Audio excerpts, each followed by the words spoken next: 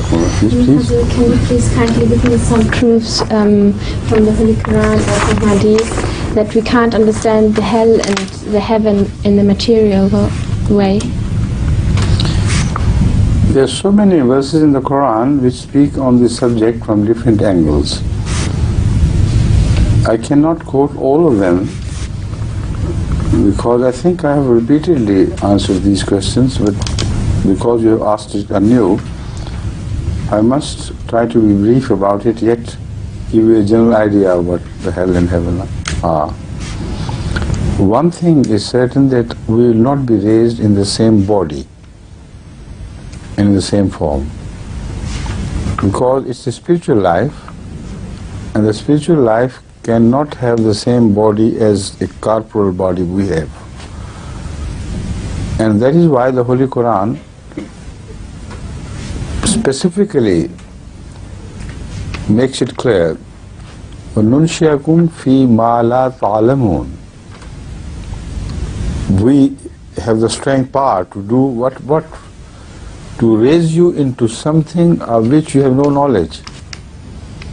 So if it is the same body which is to be raised again, how can the Holy Quran say into something of which you have no knowledge? Don't you have any knowledge about what you are and how you are? So, nunshiakum fi ma la ta'lamun is a very clear declaration that the life and the shape of human bodies that you know here will have no resemblance to what is into which these humans will be raised again after death. There will be a different sort of, we call it astral body. Even in other English, for instance, there is a concept of such bodies which are not made of matter like we know here on earth. It's a different sort of material of which the soul is made. And that is why in English they say astral body. A body which can pass through thick things and walls and nothing can stop it. So it is a spiritual form, but it will have a form. Now, the hell and the heaven should be understood in relation to that body. That body cannot be burnt out. That is why there is continuous heartburns mentioned with relation to hell. But people still are there, they are talking, they are walking, and the heat is so intense. It's impossible to realize a body surviving in that heat. So the Holy Quran says they will not be permitted to die and they will go on living, yet their life will be worse than death. They would wish to die, but they will not be permitted to die. So that shows that that spiritual body will be burnt in a spiritual hell. It will not be a physical hell. So all the understanding of the fire should be in relation to that. Again, if they are put in the same sort of hellish well as people believe, it's a deep well in which they are thrown all together, or a big hall with fire raging everywhere, then how is it that those people who have committed smaller sins will share the same thing with those who have committed most obnoxious crimes? You know, the filthiest crimes. If they share the same atmosphere, the same ground, everything of the same type, then they should be burned alike. But according to Ahmad, in some traditions it is said that some people will have fire only touching their ankles, some higher, some still higher, and they still be there all together, all of them.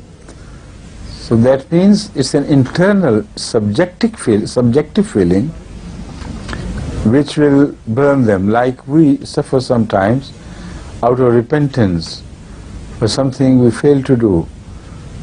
And there's so many other things which burn the human hearts, like hellfire, like jealousies, intense jealousies make people mad. And if you have read Macbeth, the Shakespearean drama, that presents the jealousy in a form that is really terrible. So this jealousy, feeling of envy against somebody to a degree where you want that somebody to be completely destroyed and burnt and, totally annihilated. You may not annihilate him, but you get annihilated yourself. So that burning and suffering is a subjective feeling. There is no heat from outside. You may share the same room. I'm sitting here and he's sitting there and you're sitting there. And fortunately none of us are jealous of anybody. But if a mean, lowly person with jealousies, with hatreds of others was occupying the same space in this room, you can't realize how much he may be suffering at our happiness. So that is why Hazrat Sallallahu Alaihi Wasallam, in answer to one question regarding the holy verse of the Holy Quran, which says, Arzuha samawati wal ard, Arzuha ka arzi samawati wal ard, nikalne verse, describing the heaven or the paradise. The Holy Quran says that its dimensions would be as big as the entire universe. The companions were amazed. One of them inquired from Rasulullah sallallahu alaihi wasallam, "O Prophet of Allah, where the hell would be?" If the paradise and heavens cover the entire space which we know of, which we can imagine, where shall the hell be? Look at the answer. This is an answer which belongs to this century, not to 1400 years ago. The answer was, in the same space. وَلَكِنْ لَا تَشْعُرُونَ. You have no idea how it is. So he was talking of new dimensions, where you occupy apparently the same space, but live in different dimensions, and no one of one dimension can visualize what the other one is of the other dimension, and how he looks like, so what he's suffering from. So their happiness will not be marred, those who are in heaven, by the watching of the suffering of the hellish people. So this is not exactly, but something like I said. I may be sitting here, another person may be sitting here, I may be very happy and content, and he may be suffering a lot, intensely.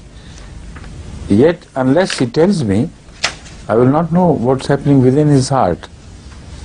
So some people look like all right, but when they speak of the internal experiences of profound agony, intense agony, one is wonderstruck. He looked all right, but how much the poor person is suffering.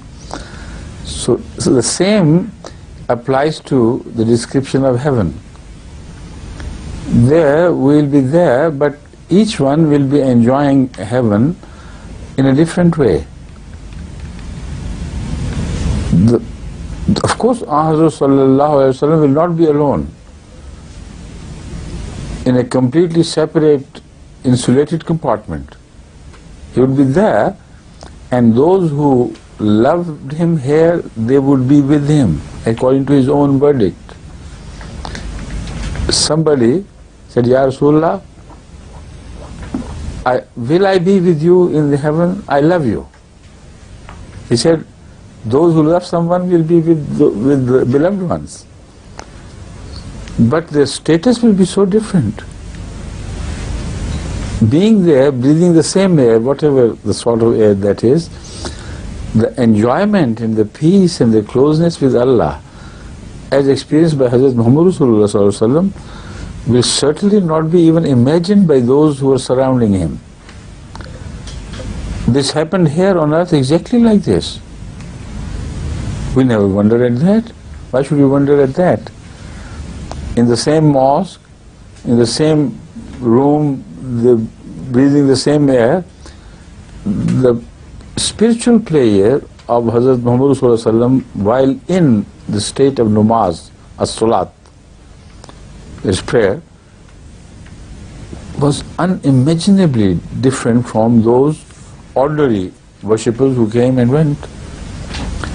So to share the same room does not in any way confine the players to the same standards. The players may be absolutely different, but the atmosphere may be the same. Hazrat Masih Maud has beautifully expressed it in the term of the pleasure we get from eating good things of life. He says the things may be the same, but the reaction to eating them can be drastically different, absolutely different. He says, imagine a cool bunch of grapes, well chilled and beautiful, lovely and delicious, and someone who is extremely thirsty and also is feeling weak. He needs immediate energy, quick energy. If you give him that grape, he will eat it like he is in heaven. No one can imagine how he would be enjoying that grape, that bunch of grapes. Each one which he will suck would bring heavenly pleasure to him. But there is another person in the same room who is sick with vomiting and nausea and suffering extremely from prostration because of dehydration.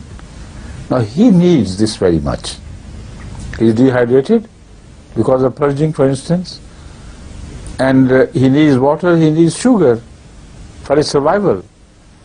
Well, you offer him that bunch of grape and he would feel like slapping you on the face. Remove it, I can't tolerate even the sight of it. The same thing, the same atmosphere, the same humans, and the same thing is producing hell for one and heaven for the other. So, giving this example, Hazrat Masih said, visualize the nearness of God to those who have never experienced the nearness of God. In fact, they avoided it. When you mentioned God, they turned away. It was a punishment to them if you spoke of God in the same assembly which they share with you. So if you go on talking of God and people are irreligious, they look with you with such hatred. Stupid people, old age, what are they talking about? And those who love God, when they hear him mentioned and somebody speaks of the attributes of God, they feel intense pleasure, which is sublime, which is heavenly pleasure, while the thing is the same. Mention of God with love can create hell for those who hate God or who do not believe in God, and heaven for those who love God. What will happen? God will come closer to us in the sense that our senses will be sharpened by so many factors that we cannot visualize how much. The Holy Quran, addressing men who have committed crimes,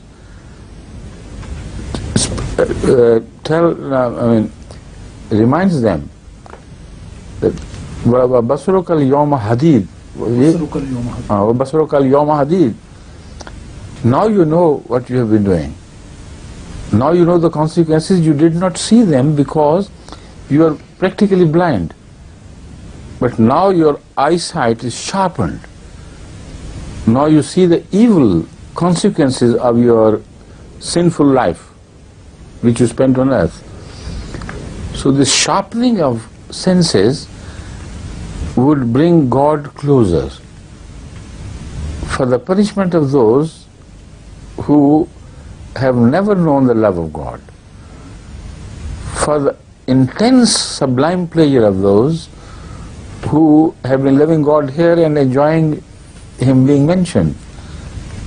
So when your beloved comes closer, naturally your pleasure is enhanced many, many times. So that is also a sort of heaven where the milk or the honey or the wine of Jannah will lose meaning in comparison to the love of God and nearness to God. And this Jannah is described in the Holy Quran as the very best. فَادْخُلِي فِي عِبَادِي وَادْخُلِي جَنَّتِي. Oh, that soul who remained happy on earth with me, with whom I was happy, now you enter my Jannah. فَادْخُلِي فِي عِبَادِي, and enter my servants. Now this is the highest form of Jannah which can be visualized. So there are so many other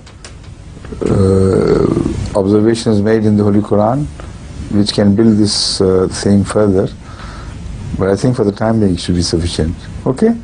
Right. Please.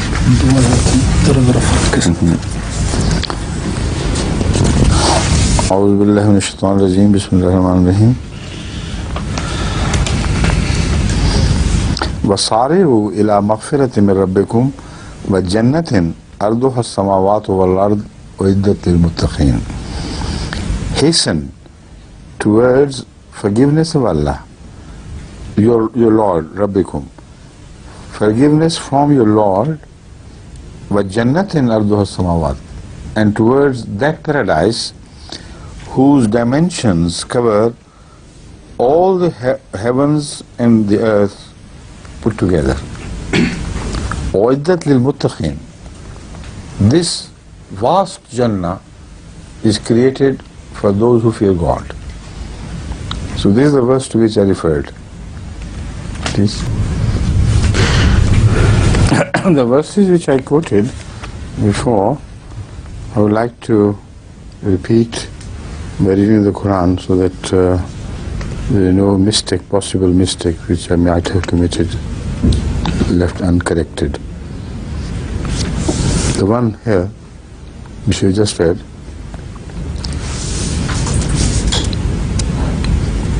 لَقَدْ كُنْتَ فِي غَفْلَةٍ مِّنْ هَذَا.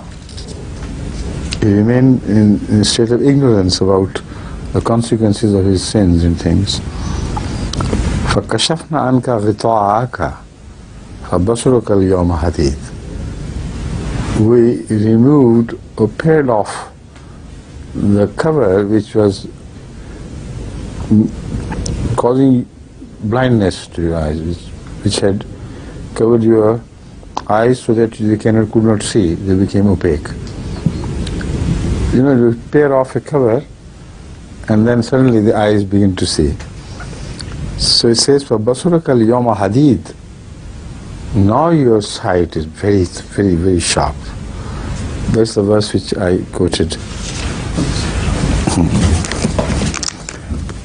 نحن قدرنا بينكم الموت والحياة وما نحن بمسبوقين على أن نبدل أمثالكم وننشئكم في ما لا تعلمون. Surah Al-Waqi'ah, verse 62, 61 and 656. एक ही तो है. I'm sorry. This both is mentioned. अच्छा, I'm sorry. Let me read. That was from my memory. I wanted to see whether I remember rightly. I made one small mistake, now I correct it. نحن قدرنا بينكم الموت وما نحن بمسبوقين على أن نبدل أمثالكم. We have ordained death for you. وما نحن بمسبوقين, and we cannot be frustrated from changing your forms. Amthalakum. No one can frustrate us, can obstruct us to do this. This is the meaning of وَمَا نَحْنُ بِمَسْبُوقِينَ عَلَىٰ أَن نُبَدِّلَ أَمْثَالَكُم, so that we may change your forms. وَنُنْشِئَكُمْ فِي مَا لَا تَعْلَمُونَ, and raise you into a form of which you have no knowledge. Do you have the knowledge of your form? Right? So this will not be the form in which you will be raised. There is one thing which is certain, and it has to be so, because human life is spread over sometimes 100 or more years. Which body will be raised? The body at the time of death? What a punishment that would be for the people of hell who will go to heaven with those bodies. Each muscle will be aching, and the whole face will have wrinkles which has to be pressed out, and the sight will be weak, and no sense of taste will be left. Stomach will have given up completely. What sort of heaven that person would enjoy? So if not that, which body? When? The body which he has left behind? He did not die? So people do not apply their minds. It's impossible for the physical resurrection, because people die in different ages. And some are ugly and some are beautiful. Some are born congenitally blind. Some are born with one eye, some with a very thick, large nose, some with this color, some with that color. If all the bodies are resurrected exactly as the person possessed at the time of death, what a hell that heaven would become. See? It's impossible. So that is why this is the verse. This is fantastic. In no other book you can find a verse like it. This is the proof of the truth of the Holy Quran, that it was authored by God and not by Muhammad Rasulullah. Nahnu qaddarna bainakum al-maut. We have ordained death. And nobody can frustrate us from changing your forms and to raise you into something of which you have no knowledge. Right? The Muslims, other Muslims believe that they die as well, this body dies, but they get a body like this which really burns. Which body? I don't know. If they are the same people, this is the question I'm raising. Then a man with the ugliest possible face will be raised in the same body, or it will be somebody else's body which will be given to him. And a beautiful person will be raised in the same beauty and, charming attraction and things. So this is not possible. The body will have to be reshaped, reformed according to the deeds of the person. So the person who will be raised will be a good person or bad person. It's not a question of the physical reappearance after death. If I am good, then whatever will be born after death will be good. So whether I am ugly, he will be good looking, because it is goodness which will be raised. Right? Thank you.